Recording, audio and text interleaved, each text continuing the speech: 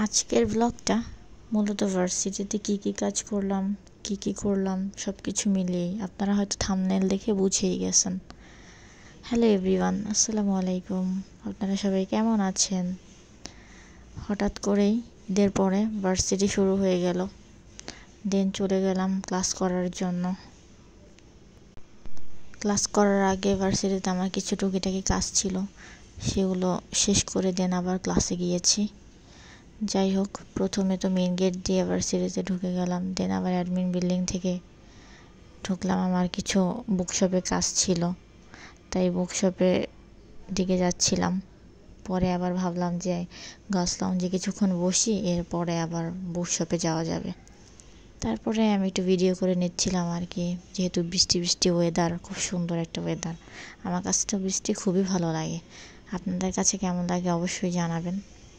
দেন girls লাউঞ্জে চলে গেলাম। ওইখানে কিছুক্ষণ বসে রেস্ট নিচ্ছিলাম, যেহেতু কিছু পথ আমি হেঁটে এসেছি এই জন্য।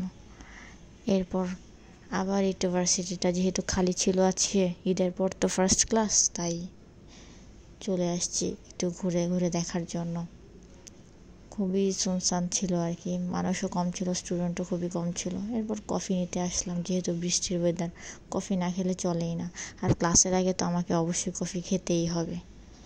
এরপর চলে গেলাম আবার বুকশপের মধ্যে আমার কিছু প্রিন্ট আউট করার দরকার ছিল, আর কিছু কলম পেন্সিল এগুলো কিনা লাগতো, তাই এগুলো কিনেছি।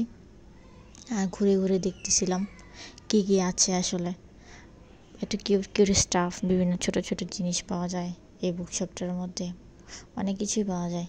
এগুলো বাচ্চাদের অনেক টুকিটাকি জিনিস আছে, যেগুলো দেখে মনে হয় যেন আমি কিনে ফেলি। আর অপোজিট সাইডটাতে বিশাল বড় একটা বুক ফেয়ার মতো আর কি, লাইব্রেরি আছে আর কি। তো লাইব্রেরিতে ভালোই বই পাওয়া যায় আর কি, বিভিন্ন ধরনের। ইভেন ইসলামিক বিভিন্ন বই আছে, আদার্স একাডেমিক বই ছাড়াও বিভিন্ন আদার্স বই ওইখানে পাওয়া যায়। আর এইসব বই দেখে তো আমার পুরো মাথায় ঘুরে গেছে। এমনি একাডেমিক বই, তার উপরে আদার্স বই। যাই হোক, ঘুরে ঘুরে দেখতে দেখতে আবার কাজ শেষ হয়ে গেল। যা কেনার ছিল কিনে ফেলছি। এখন আবার বের হয়ে ক্লাসের দিকে চলে যাচ্ছিলাম আর কি। পরে ক্লাসে গিয়ে বসে দেখি স্টুডেন্ট খুবই কম আসছে। এরপরে ক্লাস শেষ করে গরম ছিল মোটামুটি, বৃষ্টির জন্য গরমটাও বেড়ে গেছে, তাই চলে আসছি হলো ক্যান্টিনের দিকে। ক্যান্টিনে এসে একটু লেমনেড কিনে নিলাম রিফ্রেশিংয়ের জন্য, তাই একটু লেমনেড নিয়ে একটু ভিডিও করছিলাম আর কি। এরপর এটা খেয়ে বের হয়ে গেলাম।